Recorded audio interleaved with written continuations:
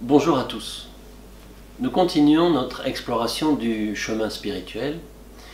Nous avons abordé déjà le fait de développer une conscience de notre fonctionnement, comment abandonner certains fonctionnements toxiques qui génèrent de la souffrance. Nous avons abordé également la façon de développer une qualité de présence à soi-même et aux autres, et la compréhension de nos fonctionnements va jouer comme base de la compassion née d'un discernement. Mais toute cette démarche, bien sûr, c'est à nous à la faire.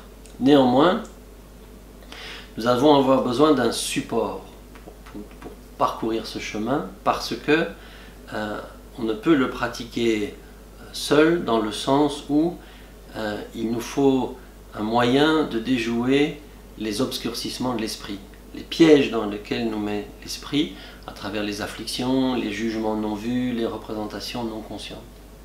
Et ce support que l'on va utiliser sur la voie bouddhiste, c'est ce qu'on appelle le refuge, et on dit exactement Kyabjo en tibétain, aller vers une protection, celle du Bouddha, de ses méthodes et de ceux qui les ont réalisées en les mettant en pratique.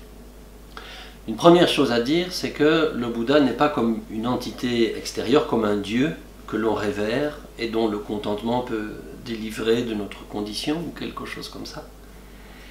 Il s'agit plutôt de l'exemple d'un homme qui a cheminé pas à pas jusqu'à découvrir la façon de mettre un terme définitif au mal-être. En d'autres termes, il a atteint l'éveil. Et le Bouddha, on va le voir, est d'abord une source d'inspiration. Son enseignement n'est pas un dogme, ce qu'on appelle le dharma. Il est constitué de méthodes vastes, variées. Il y a de nombreux enseignements. Et il s'agit de les mettre en pratique et de tester en fonction de nos affinités avec l'un ou l'autre de ces enseignements pour pouvoir soi-même, à notre tour, développer l'éveil, actualiser l'éveil. On pourrait dire devenir un Bouddha.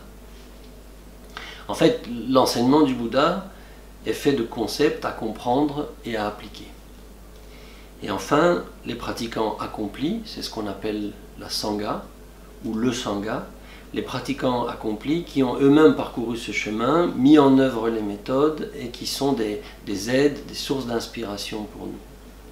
C'est ce qu'on peut appeler les bodhisattvas. Donc, quand on parle de protection du Bouddha, du Dharma et du Sangha, de l'éveil, du chemin et des guides, c'est une protection différente de celle que nous connaissons habituellement parce qu'elle n'opère pas de l'extérieur. En fait, cette protection, elle va naître de l'intérieur. Il s'agit de l'établir en nous. Nous verrons la prochaine fois comment, à partir du Bouddha, du Dharma et du Sangha, établir cette dimension de protection en nous-mêmes.